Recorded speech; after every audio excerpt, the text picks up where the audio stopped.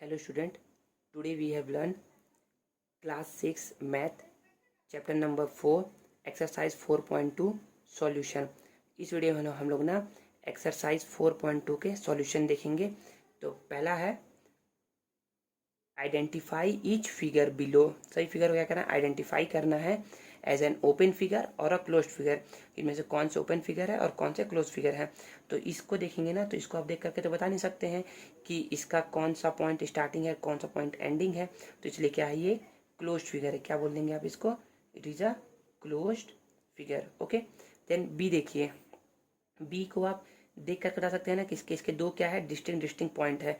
और जब भी दो डिस्टिंक्ट पॉइंट मिल जाए ना, मतलब अलग अलग पॉइंट मिल जाए ना, तो क्या होते हैं, ओपन फिगर होते हैं। नेक्स्ट, इस फिगर को आप देख करके नहीं बता सकते ना कि ये क्या है, क्लोज, इसका एंड पॉइंट कौन सा है और स्टार्टिंग पॉइंट कौन सा है, इसलिए ये भी क्या है, ये क्लोज्ड फिगर है। इस पॉइंट को, इस फिगर को आप देख करके बोल सकते हैं ना कि इसमें क्या है, डिफरेंट पॉइंट्स हम लोग को मिल रहे हैं, इसलिए क्या है, ये ओपन फिगर है। एंड इस फिगर को देख करके आप नहीं बता सकते ना कि इसका कौन सा स्टार्टिंग पॉइंट है और कौन सा एंड पॉइंट है। तो इसलिए भी ये भी क्या है, ये भी एक क्लोज्ड फिगर है।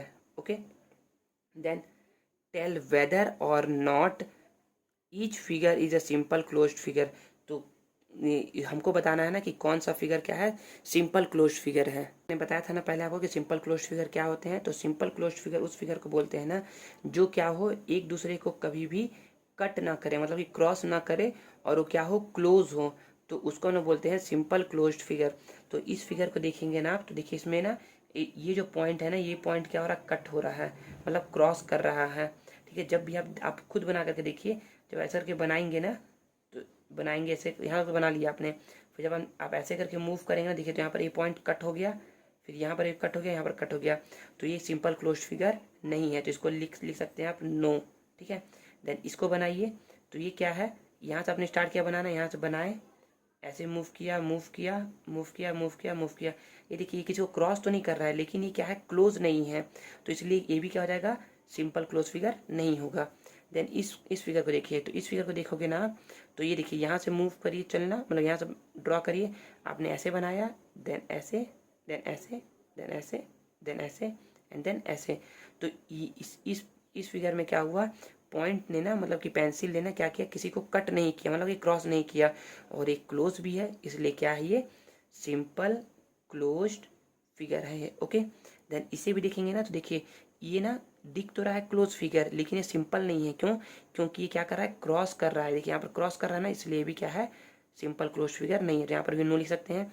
ये देखिए, ये भी क्या कर रहा है, क्रॉस नहीं कर रहा है, लेकिन ये क्लोज है क्या, नहीं क्लोज नहीं है, इसलिए ये भी क्या है, सिंपल क्लोज फिगर नहीं है। देन नेक्स्ट देखते हैं 3, name each of the angle in 3 different way. जो भी एंगल दिया है ना, उसको 3 डिफरेंट वे में क्या करना है, राइट करना है। मैंने ना क्वेश्चन नंबर 3 के क्वेश्चन पूरे नोट डाउन कर लिए। यहाँ पर देखिए पहला फिगर ऐसा है, तो हम लोग इसको बोल सकते हैं ना कि देखिए हमें बी को डिनोट करना है ना, तो सी बी ए, एंगल बोल दिया पहले, C B A, angle C B A, then angle A B C, angle A B C, and angle B, simple note down कर लिया। तो ये सभी क्या है, तीनों इक्वल है। क्या है, तीनों, तो हम लोग ऐसा बोल सकते हैं ना कि angle A B C equal है angle C B A, equal है एंगल बी के। ठीक है, आप ऐसा बोल सकते हैं, लेकिन आपको लिखना है ये आंसर है। ठीक है ना, देन एक सेकेंड फिगर है, इसका हम लोग को एंगल लिखना है 3 डिफरेंट वे में। तो फिर वैसे लिखते हैं कि ई के बारे में लिखना है, तो angle F E D, then angle D E F, then angle E. ठीक है, देन ऐसा फिगर है, तो हमको एल के बारे में लिखना है, तो लिख सकते हैं angle M L K, and angle K L M, then angle L. Okay, then fourth कुछ फिगर इस टाइप का है। देखिए जब यहाँ पर कुछ नहीं दिया हुआ है ना, तो जो बीच में जो रहता है ना नंबर, उसी को हम लोग क्या बोलते हैं, एंगल बोलते हैं। यहीं पर एंगल क्या कहते हैं, फाइंड करते हैं। इट मीन्स कि यदि जहाँ पर एंड पॉइंट रहता है ना, मतलब कि रे का जो कॉमन पॉइंट रहता है ना, उसी के ऊपर हम लोग क्या कहते हैं, एंगल बताते हैं। ठीक है ना, तो ये हो जाएगा angle P Q R, then angle R Q P, then angle Q. Okay.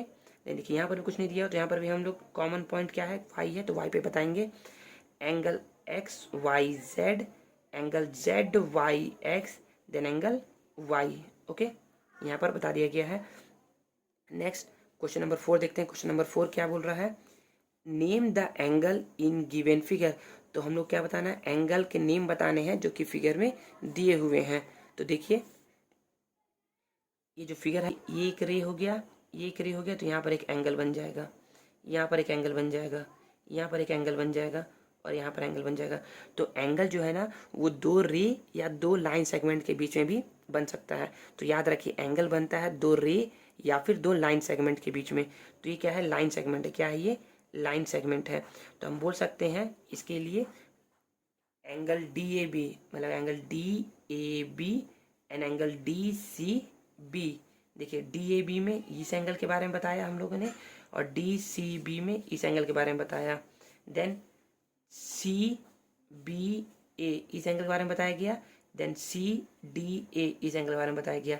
आप इसको ऐसे भी लिख सकते हैं, ए से स्टार्ट करिए, angle A B C, then angle देखिए A B C, then angle B C D, B C D इस एंगल के बारे में, then angle C D A, C D A it means ये angle, and angle D A B, D A B this angle. Okay, then next question number 5 देखते हैं।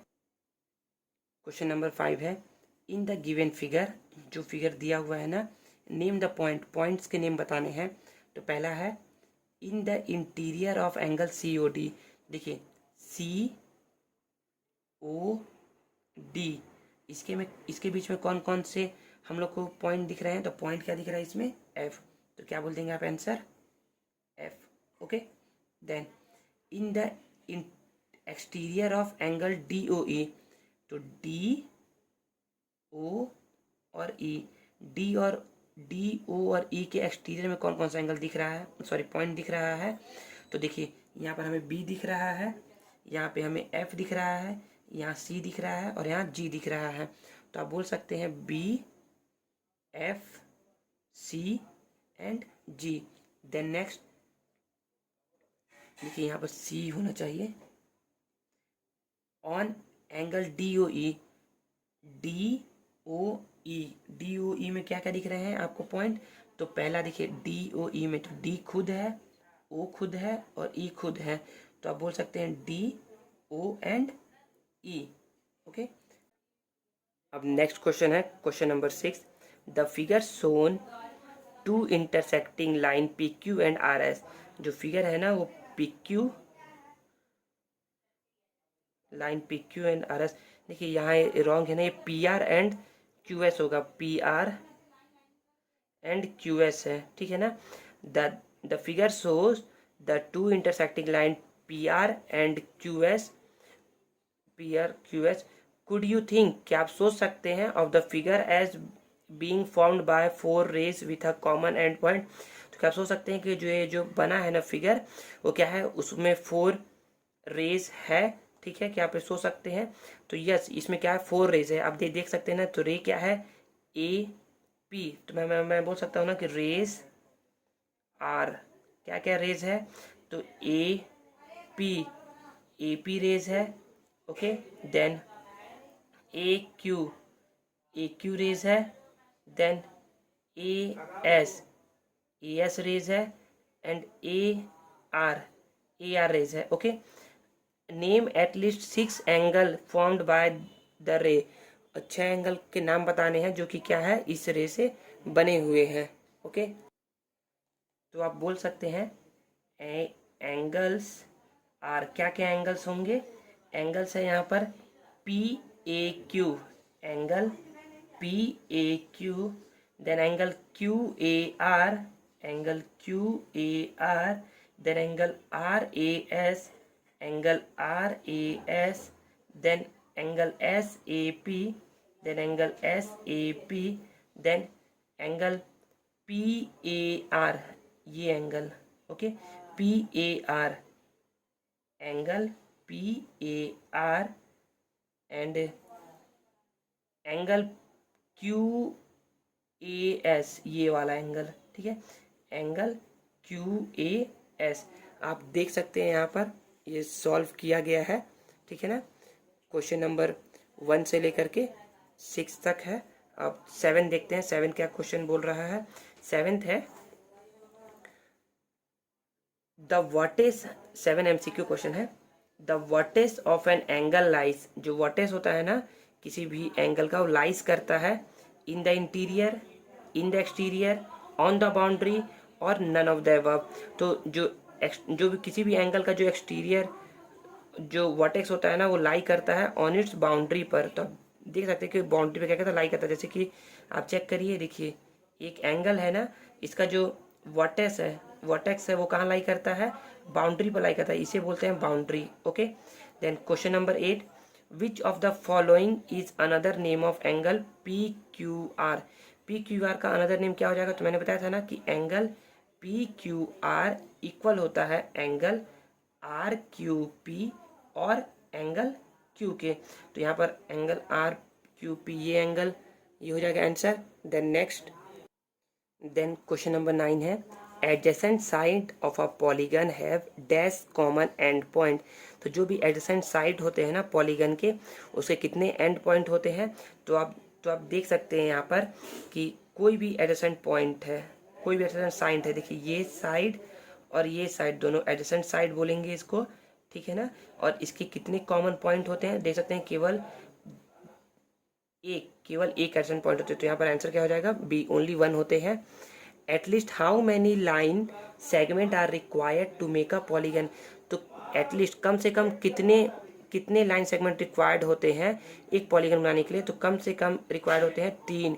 तो 3 ही line segment required है एक पॉलीगन बनाने के लिए। तो इसका आंसर हो जाएगा B, 3। ओके, तो अब यहाँ पर एक्सरसाइज 4.2 खत्म होता है। अब हम लोग एक्सरसाइज 4.3 के कॉन्सेप्ट समझेंगे नेक्स्ट वीडियो में। Thank you very much.